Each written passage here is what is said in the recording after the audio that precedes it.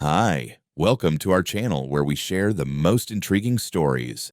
When a Texas pitmaster moves into his dream home, he ignites more than just his smoker. He sparks a war with a tyrannical HOA president. What starts as a simple barbecue turns into a battle of freedom, fire, and ribs. This is the story of smoke, sabotage, and sweet smoked revenge.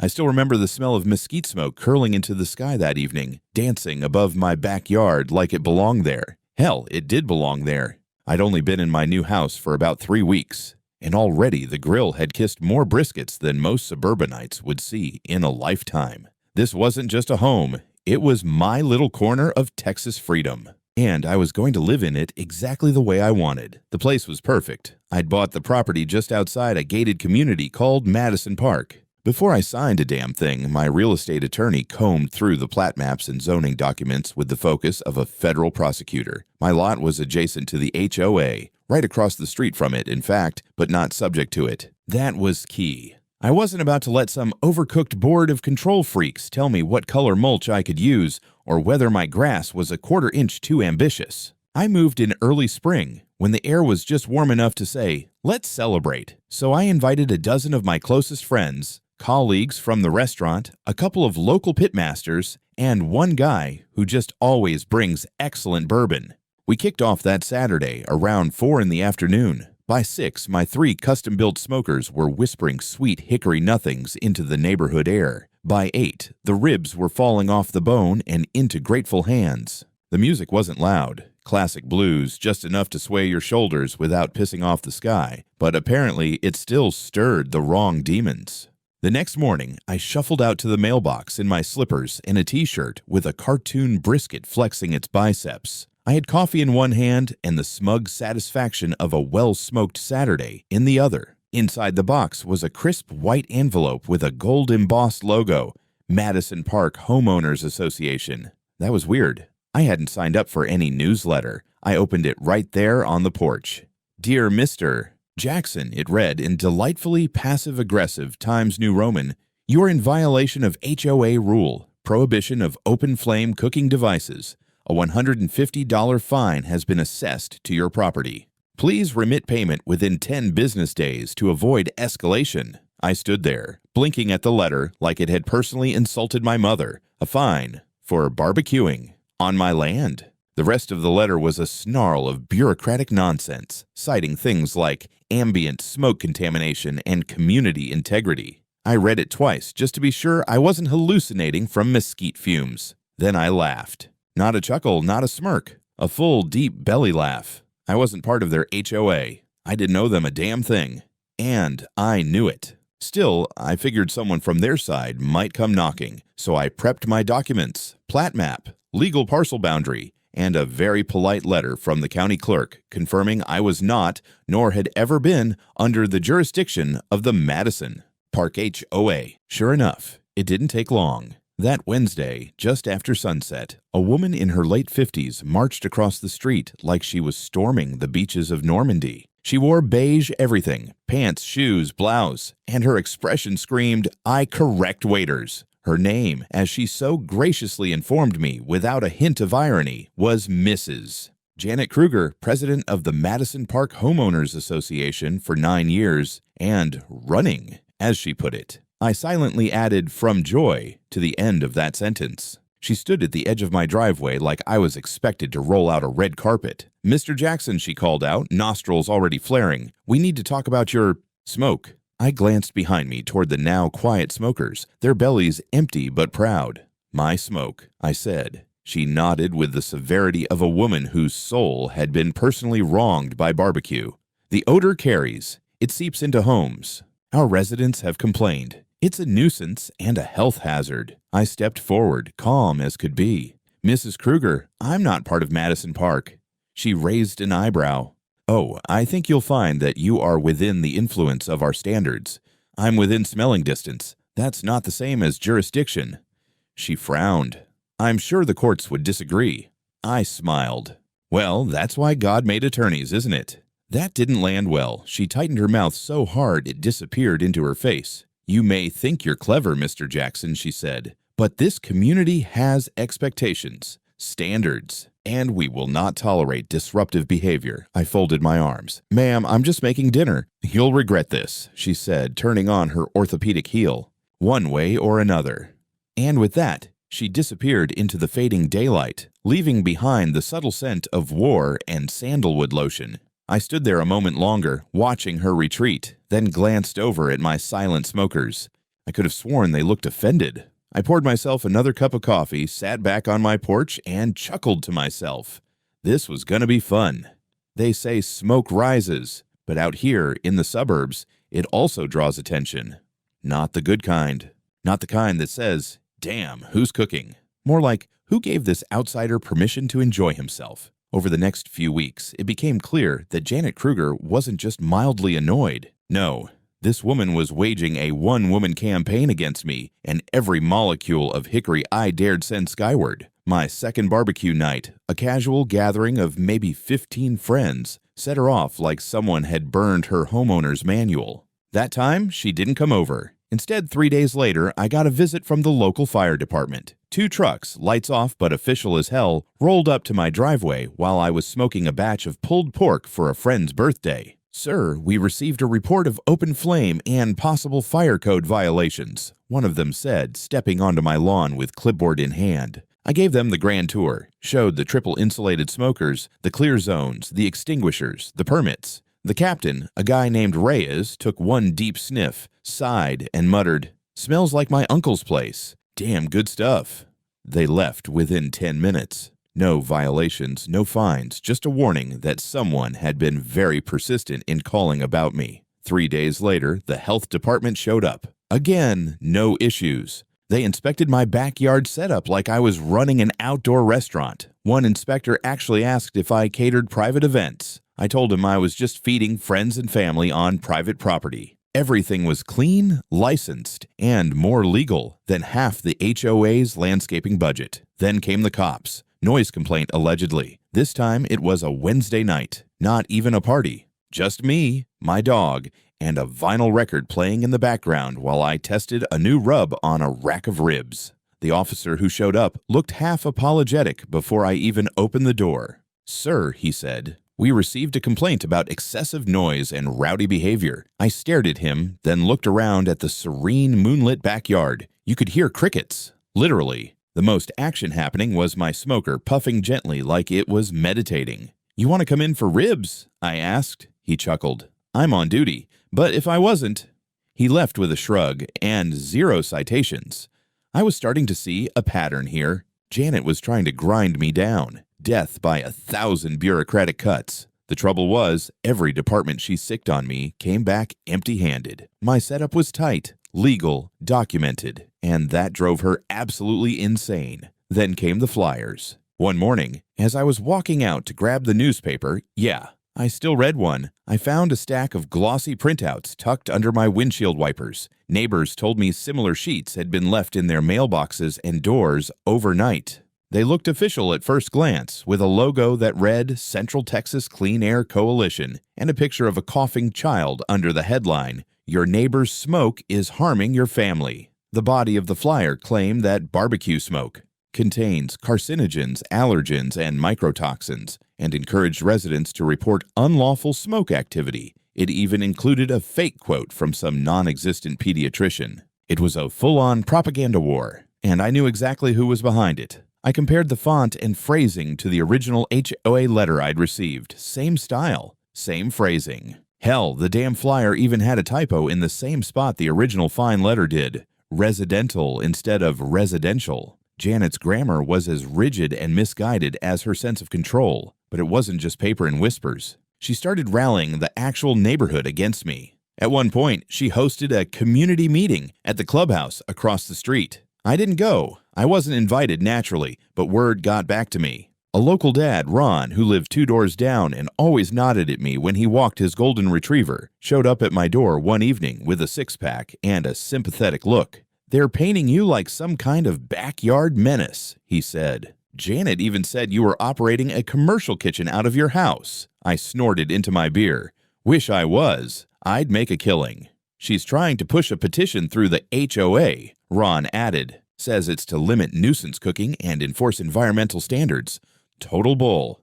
I thanked him. He paused, then said something I'll never forget. You know, he said, eyes drifting toward Janet's house across the street. She's been like this for years. But you? You're the first one that won't fold. I nodded, suddenly more determined than ever. Janet wanted a war. Okay. But I wasn't going to fight it her way. I'd already seen how she operated. Back channels, fear-mongering, empty threats dressed up in official stationery. But I had something better. I had time. I had patience. And I had the truth. Oh, and a hell of a lot of brisket. Let her keep sending the smoke signals. I was just getting warmed up. I should have known she wouldn't stop at flyers and fake complaints. That would have been too easy. Too sane. About 3.5 months after I moved in, just as the heat of summer was settling in like a wet towel over the city, I got another envelope. This one wasn't tucked under my windshield or shoved passive-aggressively into my mailbox. No, this one was hand-delivered by a guy in a cheap navy blazer who looked like he moonlighted as a mall Santa during off-season divorces. Delivery for Mr. Jackson, he said, offering the envelope like it was a court summons. Spoiler, it practically was. I opened it right there on my porch, in my barbecue-stained apron, with a pork rib in one hand and a growing sense of déjà vu in the other. It was titled Emergency Ordnance, Open Flame, and Smoke Emissions in Residential Adjacency Zones. The document looked official, seals, signatures, a fancy header from what claimed to be the Travis County Residential Health and Safety Board. I'd never even heard of it. The letter stated that a new emergency ordinance had been passed banning all forms of outdoor flame cooking within 500 feet of any HOA-regulated community in response to recent air quality incidents and fire risks. It even mentioned me,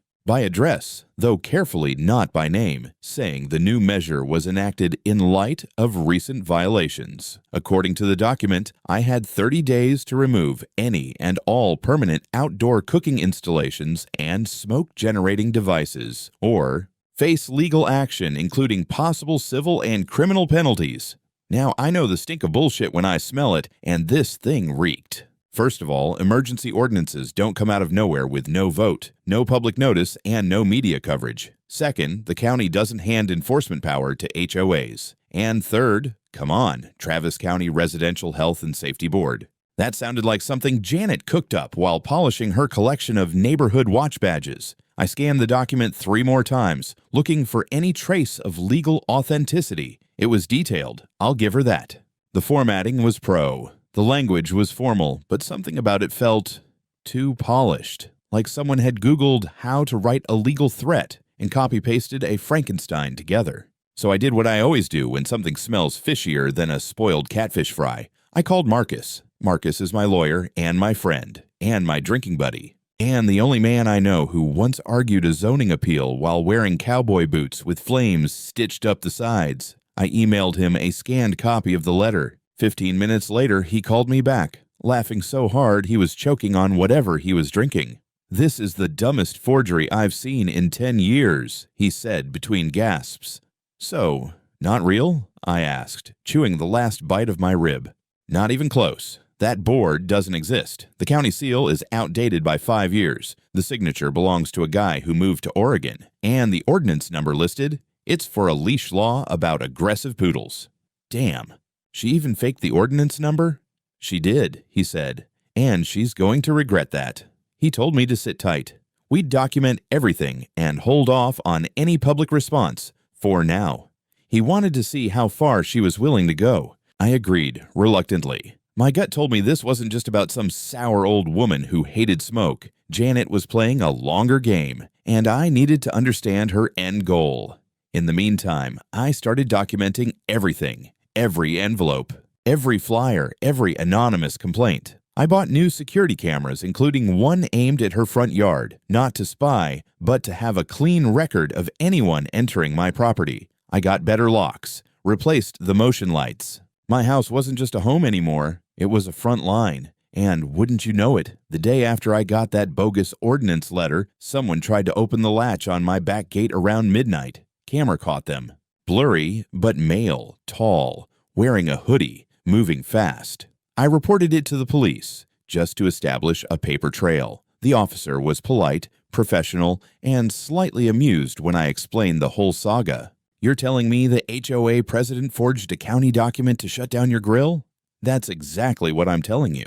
You ever think about just moving? I stared at him like he'd asked if I ever considered becoming a vegan. No, I said. No, I have not. After that, I stopped thinking of Janet Kruger as a nuisance. This wasn't just a battle over barbecue. This was a turf war. She saw my house, my friends, my grill, my freedom, and it lit her up like a dry Christmas tree with bad wiring. And now, she'd stepped over a line. A big one. Marcus called back 2 days later with a plan.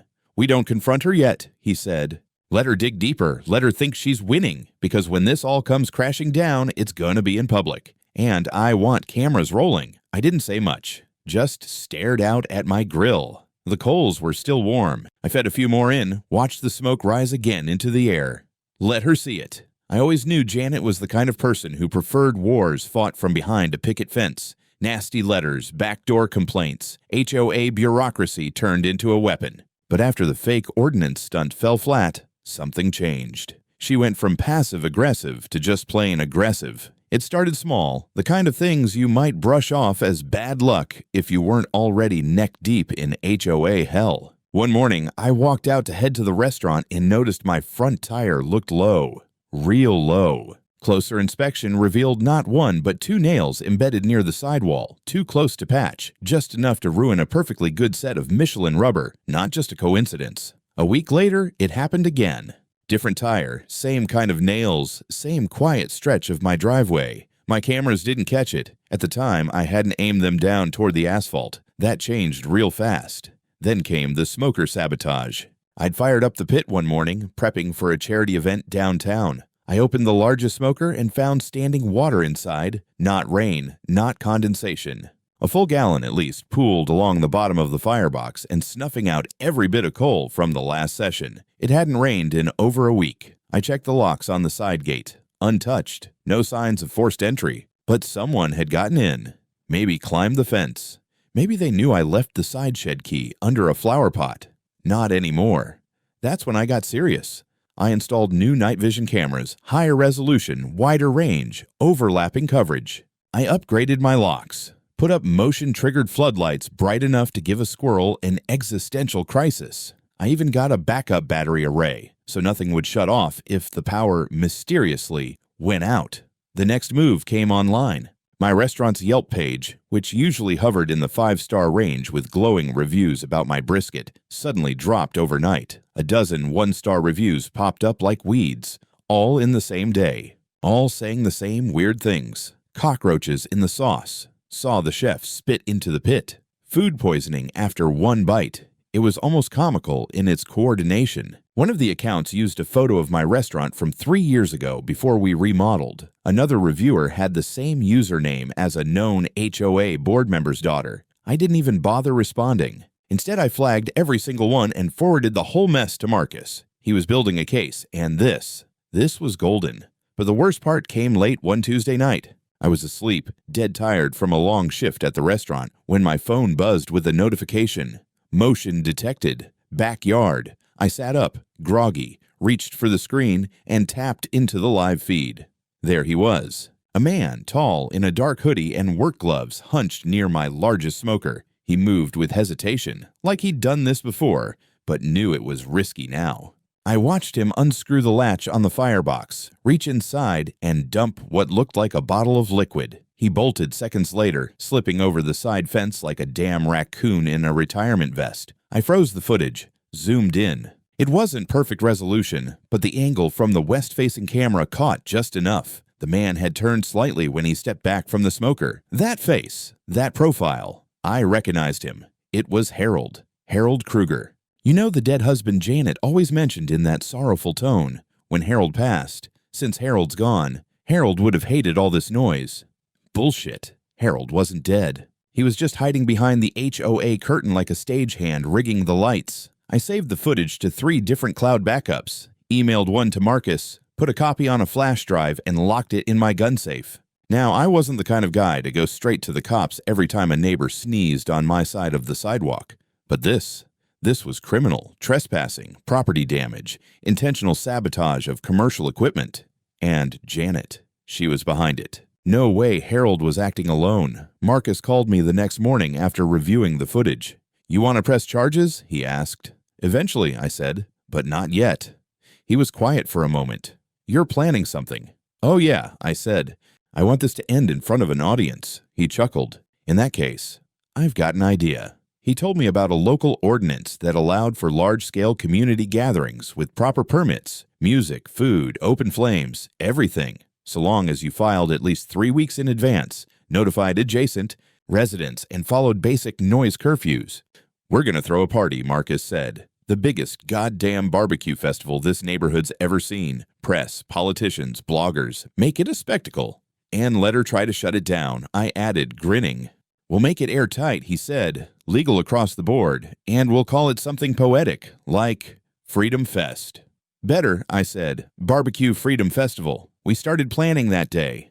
If you ever want to see a control freak lose their damn mind, plan a party right under their nose and make it legal. The next few weeks were a masterclass in bureaucratic judo. With Marcus guiding me, we filed every permit imaginable: assembly, temporary food service, amplified music, waste disposal, fire safety compliance, and even porta-potty placement. Yes, I had to declare how many toilets would be on site. Civilized chaos, baby. The best part? We did everything by the book. No loopholes, no gray areas. I wanted this thing to be bulletproof, and I wanted Janet to watch every single brick of it get laid. We called it the Barbecue Freedom Festival and made sure the name appeared on every flyer, poster, and digital invite. Marcus even built a website with a countdown clock and a bright red slogan: "Smoke, Ribs, Liberty." I invited everyone I knew: local foodies, journalists, city council reps, former co-workers, current restaurant staff, regulars, neighbors who were sick of Janet's HOA crap. Marcus pulled some strings and got one of our state representatives, an absolute brisket fanatic, to commit to a quick stop for a rib or two. One blogger with over 50,000 followers RSVP'd in all caps, "Hell yes." We scheduled it for a Saturday, 3 weeks out, noon to 6. All legal, all public, all delicious. And I made damn sure the address was printed loud and clear: 116 Wilcox Drive. My property. Not HOA land, not subject to their rules. The flyer went viral faster than Janet could sharpen a pair of garden shears. I posted it on the community board at the supermarket, tacked one onto the bulletin board at the city library, bought a small billboard on the highway, cheap weekday rate, posted clips of ribs sizzling over hickory wood with sound bites from past guests saying things like, "This man should run for mayor," and also "Feed me forever." I even printed 50 Freedom Rib t-shirts and gave them to the restaurant staff. Janet saw it all. I know because 2 days after the flyers dropped, she showed up in my driveway at 7:30 in the morning, clutching a red binder and looking like she'd just come from a funeral for decency itself. She didn't knock. She didn't smile. She didn't even say hello. "This is an escalation," she said flatly, holding up a printed flyer like it was a biohazard. I sipped my coffee and leaned on the porch railing. "Morning, Janet. You want a biscuit?" "Got some left from breakfast." She ignored the offer. "You're hosting a mass gathering on the border of a quiet residential neighborhood." "Correct. And I've got the permits to prove it." "Would you like to see them?" "I know about your permits," she snapped. "But this is still a public nuisance." "Actually," I said, "it's a public celebration." Her eye twitched. "People will be parking all over," she said. "Blocking driveways, there will be music, litter, smoke. Don't even get me started on the smoke." "You forgot joy," I said. "There will be joy too." "I will file for an injunction." "You do that," I said. "Good luck." She turned sharply and marched back across the street. I swear if she'd had a cape, it would have flared behind her like a villain in a B-movie. Sure enough, 4 days later, I was served papers again, this time with a real court stamp. She'd filed an emergency motion with the district court to block the festival on grounds of public safety, environmental hazard, and community disruption. Marcus almost fell out of his chair laughing when he read it. She even cited a wildfire risk, he said, in a manicured suburban lawn. He filed a rebuttal immediately, attaching all the permits, safety plans, site maps, and noise ordinance compliance paperwork. He even included a character reference from Councilman Ortega, who was not only attending the festival, but had requested a second helping of ribs in advance. We went to court on a Tuesday morning. Janet showed up in a beige pantsuit like she was running for sheriff of absolutely no fun. Her lawyer, a thin, sweaty guy who looked like he'd been paid in expired HOA dues, tried to argue that my event posed an existential threat to the fabric of neighborhood tranquility. The judge, a tired woman in her 50s with zero tolerance for melodrama, stared at him for a long beat before asking, "Are there fire permits?" "Yes, Your Honor," Marcus said, sliding them over. "Noise ordinance compliance?" "Yes, ma'am. Music ends at 6 p.m. "Alcohol?" "No sales. All beverages provided free by the host." "Any indication of criminal intent, code violation, or health hazard?" "None. In fact, a city health inspector signed off on the food prep zone just yesterday." She sighed, looked at Janet. "Ma'am, this is a barbecue, not a riot." The motion was denied. I didn't smile, not in front of the judge, but I smiled hard as hell walking back to the truck. That night, we celebrated with a private brisket tasting. Marcus called it a test run. I called it victory meat. Janet, she'd just watched her final play burn to ash. And the real fire hadn't even started yet. The morning of the Barbecue Freedom Festival felt like Christmas, and a trial by combat rolled into one. I was up before sunrise, checking every last detail, smokers hot and clean, music stage set, lawn chairs arranged like an army of chilled-out Texans ready for battle. My team, friends, staff from the restaurant, and 2 guys from Marcus's firm who just wanted free ribs, buzzed around with excitement. At 10:30 sharp, the first wave of guests started rolling in. Families, retirees, local bloggers with tripods and gimbals. One guy showed up in a full American flag suit and introduced himself as the Rib Patriot. By noon, my backyard was full, grills smoking, music playing, people laughing like they hadn't seen joy in weeks. We had it all: pulled pork sliders, brisket tacos, smoked turkey legs that required a 2-hand grip. We even had a vegan table, mostly to shut down complaints, but to my surprise, it got wiped out in 30 minutes. At 1 p.m., Councilman Ortega showed up with his staff, shook my hand, and gave a 5-minute speech about freedom, flavor, and the pursuit of perfectly smoked meat. The crowd roared. Someone handed him a plate of ribs mid-sentence. He finished his remarks while chewing. Instant legend. By 2:30, the head count had broken 100. My backyard looked like a friendly, well-fed rebellion. Drones buzzed overhead, local media getting aerial shots. A band played old-school country covers from the corner of the yard, and I saw at least 3 people dancing barefoot on the grass. Janet had been watching. I could feel her across the street. She'd been pacing in her window for hours. I saw binoculars. At one point, I caught her yelling at a UPS driver for double parking too close to her driveway. But at 4:05 p.m., something snapped. She came marching across the street with 5 HOA board members flanking her like a very beige militia, matching polos, clipboards, plastic name tags, the whole look. And the moment she set foot on my lawn, the music paused, not from fear, just from timing. The band had wrapped a song and hadn't started the next. Pure luck. Her voice sliced through the air like someone strangling a goose. "This is a violation. This is illegal assembly. You're poisoning the air.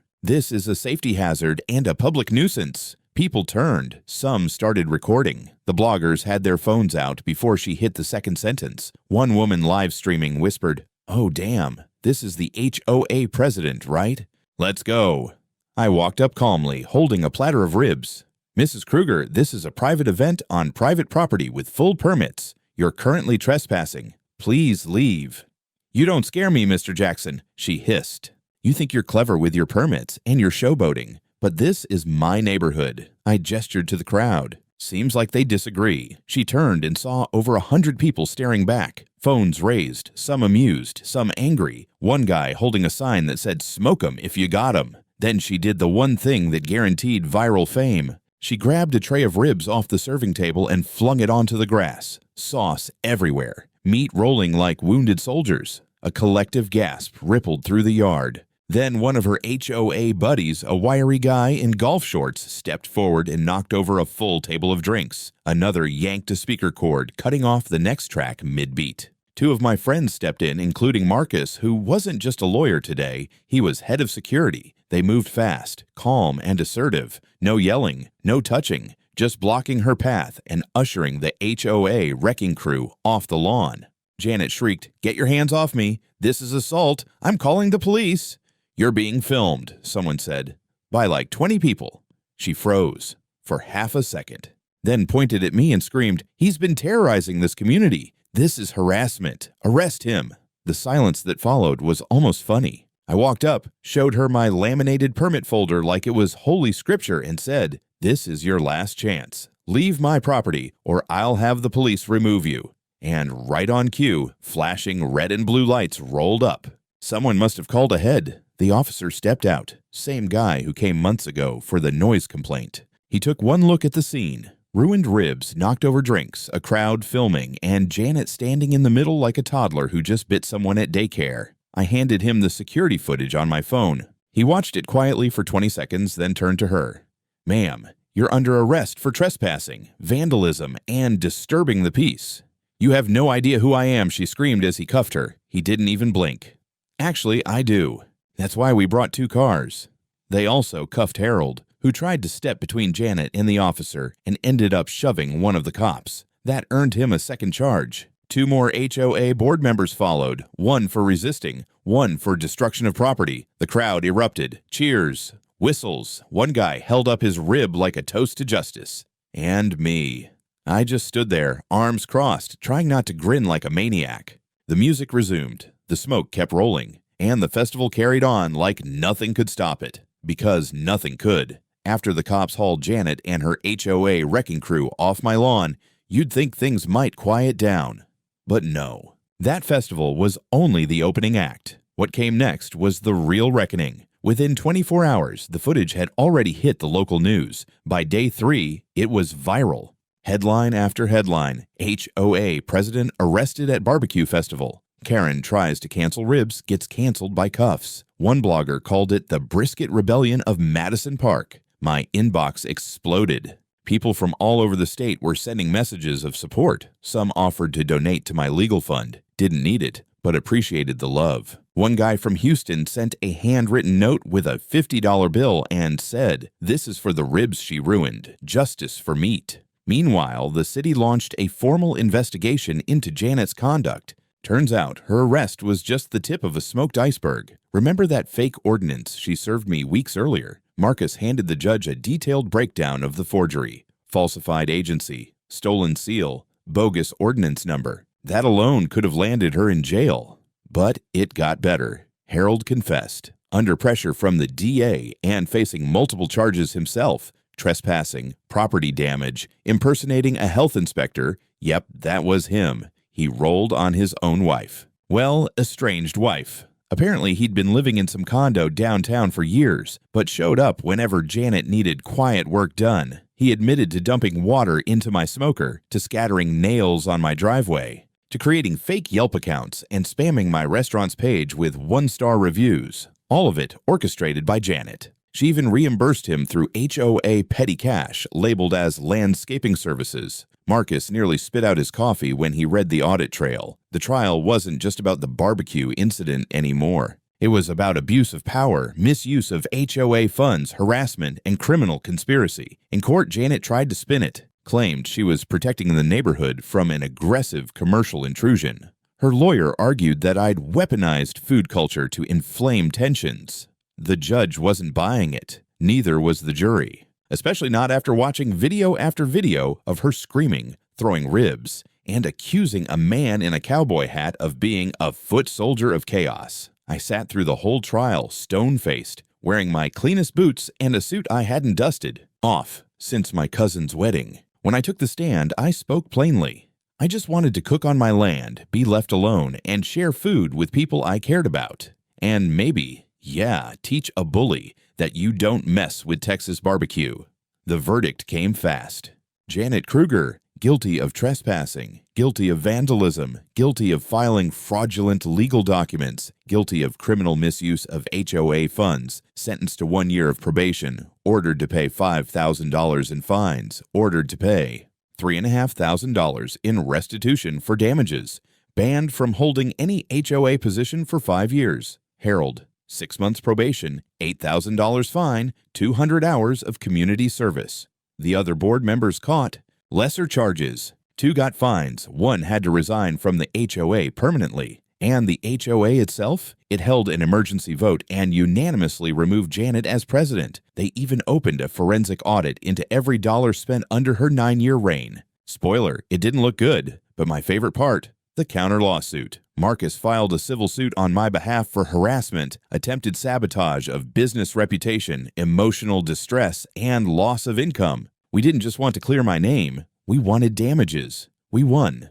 The court awarded me $50,000 in damages, enough to upgrade the smokers, redo the driveway, and donate a chunk to a local food bank. Janet tried to appeal. She lost again. That judgment stung. But the real punishment was the attention. That footage of her screaming, grabbing ribs, getting cuffed. It never went away. It became a meme. I even saw someone at the farmer's market wearing a shirt with her face and the words, "You can't silence the smoke." I didn't sell those shirts. Someone else did. America, baby. The HOA tried to clean up its act after that. New leadership, new policies, open meetings, transparency. It was almost human. A few neighbors even apologized. Not all, but enough. And me? I got my piece. Kind of.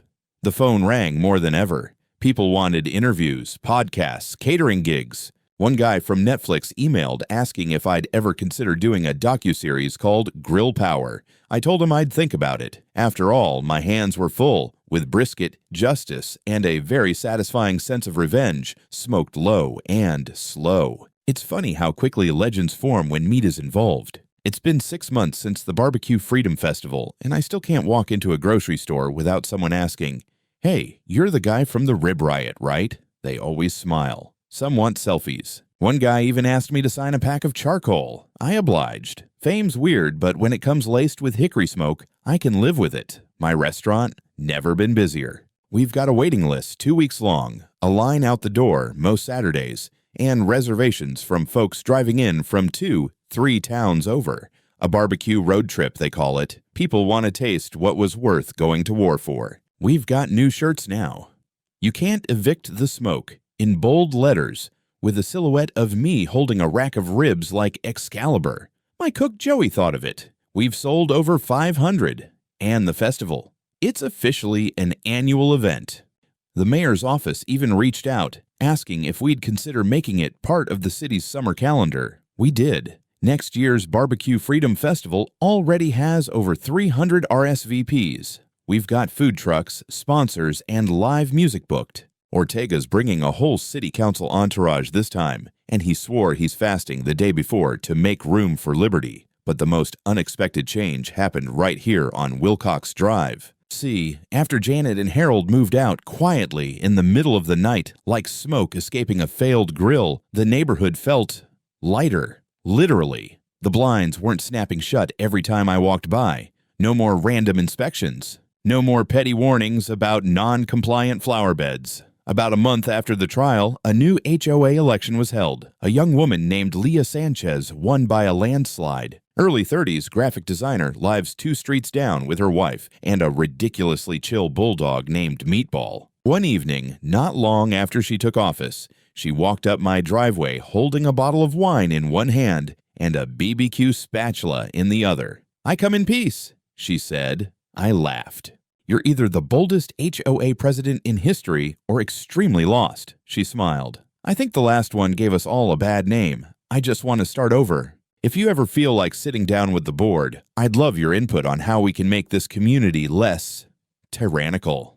I invited her in. We drank wine, ate leftover ribs, and talked. Not just about bylaws and fences, but about what it means to live near people, not above them. It was the first genuine conversation I'd had with someone from the HOA in 2 years. Before she left, she pointed to the flyer I'd framed on the wall. Barbecue Freedom Festival, smoke, ribs, liberty.